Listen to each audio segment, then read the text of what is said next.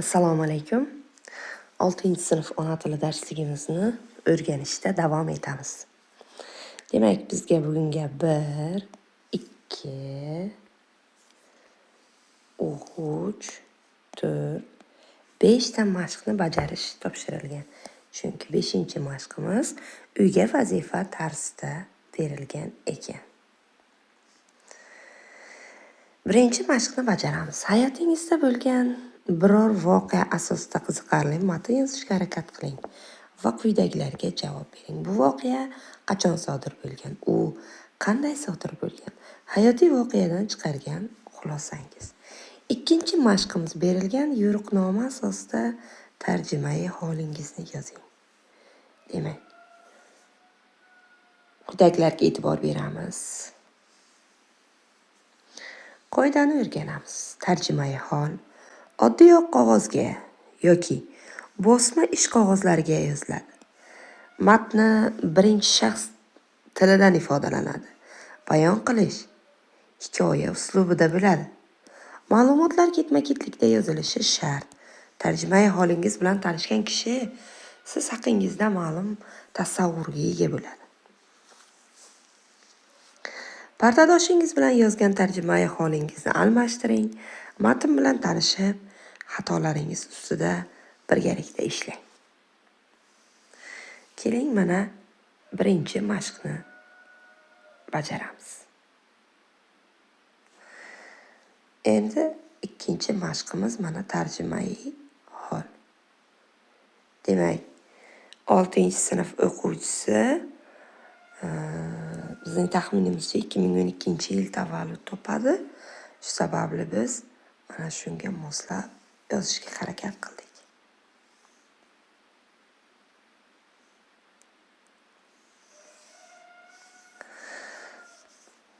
Uyga vazifani ko'rib chiqamiz.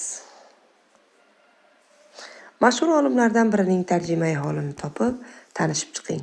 Olgan xulosalaringizni daftaringizga yozing. Demak, biz bunda o'sha ijtimoiy tarmoqlardan mashhur bir olimlardan birining yoki buyuk ajdodlarimizdan birining tarjimai hollarini topib olib, ular haqida ma'lumotlarni yozishimiz mumkin bo'ladi.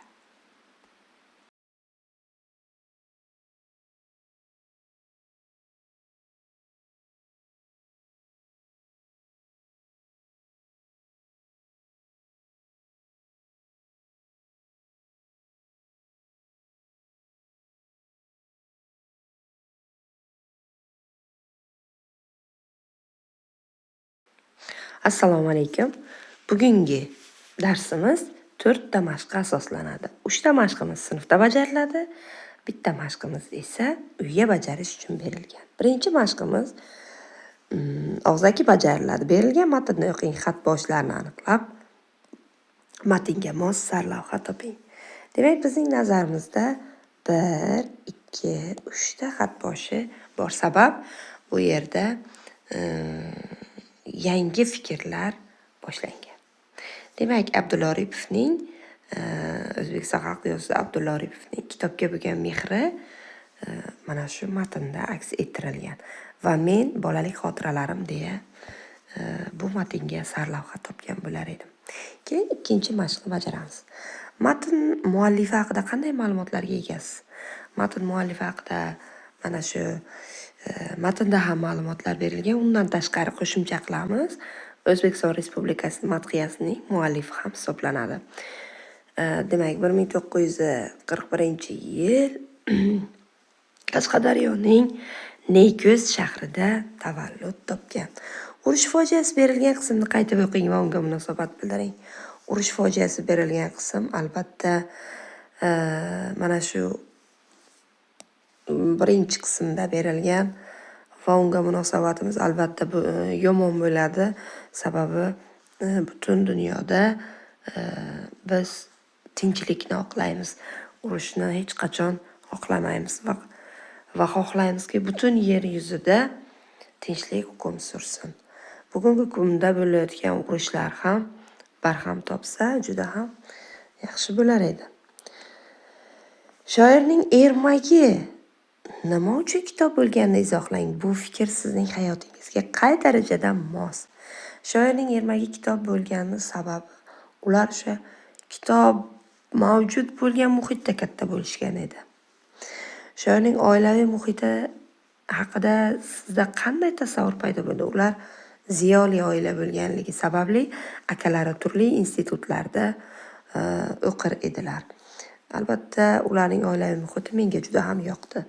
Ushbu matnning maqsadiga ko'ra turi qaysi? Nima uchun bu fikrga keldingiz? Hikoya matni. Chunki o'sha bo'lib o'tgan voqealarni hikoya qilib aytib beryapti. Matnda nechta xat boshi bor deb o'ylaysiz? Javobingizni izohlang. 3 ta xat boshi bor deb o'ylaymiz. Izohlamoqchi bo'lsak, o'sha yangi fikrlar o'sha xat boshlarda aks etgan. Biz mana belgilab qo'ydik bularni. Mana 1, 2 va 3 ta. Xo'sh. Matnga qanday sarlavha qo'ydingiz? Nima uchun qo'ydik? Matnda qo'yilgan vergullarga e'tibor bering. Nima uchun ishlatilganini izohlang. Matndagi vergullarga e'tibor beradigan bo'lsak, mana masalan, oddiygina mana ushiq bo'laklar tarkibida vergul qo'yilgan. Mana bu yerda ham ushiq bo'lak tarkibida vergul qo'yilgan. Ikkinchi gapda ham ushiq bo'lak tarkibida vergul qo'yilgan.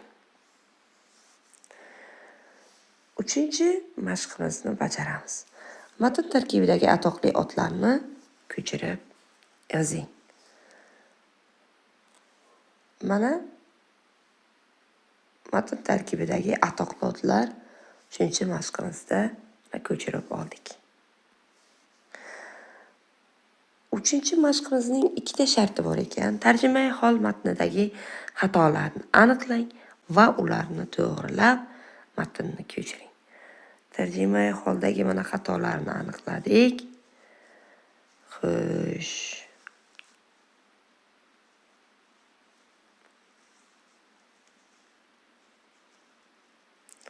Bemalol ko'chirib olishingiz mumkin bo'ladi. Uyga vazifa. O'rganganlaringiz asosida oila a'zolaringizdan biriga o'z tarjimai holini yozdiring. Xatolar bo'lsa aniqlab, tuzatishga yordamlashing. O'qituvchingizga bu haqda og'zaki ma'lumot bering. Demak, bu mashqimiz og'zaki bajarishga mo'ljallangan va oila a'zolaridan birining tarjimai holini yozdirishga asoslanadi.